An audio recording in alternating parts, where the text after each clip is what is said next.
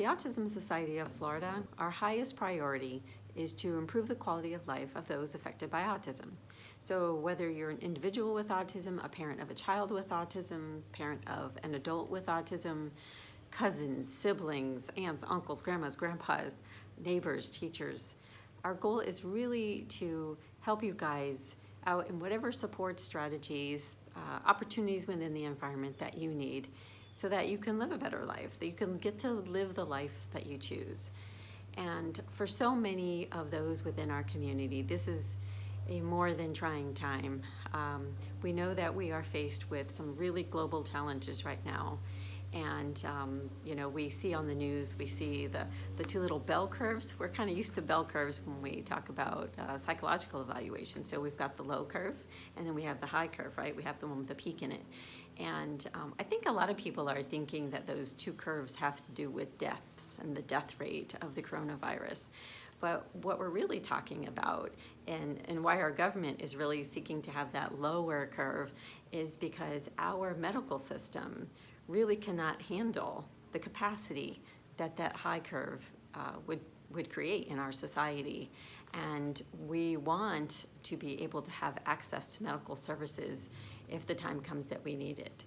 So that really requires a lot of us to do things that we're just not used to, that we don't like, that are changes in routine.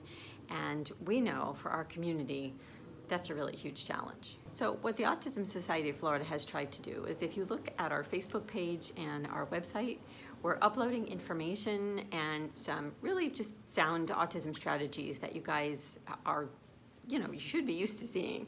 Social stories, visual supports, the things, schedules, the things that really benefit us all on a daily basis, but particularly the individual with autism who may have a really hard time understanding why are all these changes taking place? Why am I home from school? And, for most of us around the state, we do have spring break coming up. So the schools that have taken off this coming week, and then where I live, we also have the following week for spring break. So that means 2 weeks at least in the springtime. And we're hoping that it's only the 2 weeks, but we don't know. We don't have any answers to what the future brings, which makes it very challenging for all of us. And so I encourage you to utilize this time, at least this week coming up, if you're not on spring break, to continue to do things with your kids that are academically based. Try your best not to let them veg out on technology, because it will make it really challenging when school finally does go back in session. We know our kids have a hard time just typically when they have to live through 2 weeks at winter break, a week at spring break, the summer break.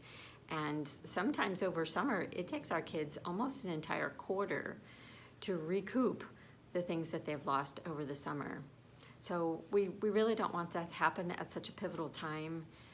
We have a lot of things happening towards the end of this school year within our school system, and we just want the kids to be as prepared as they can be for the changes that are coming. But that doesn't mean they shouldn't continue to learn and make the progress that you've hopefully seen in their school year.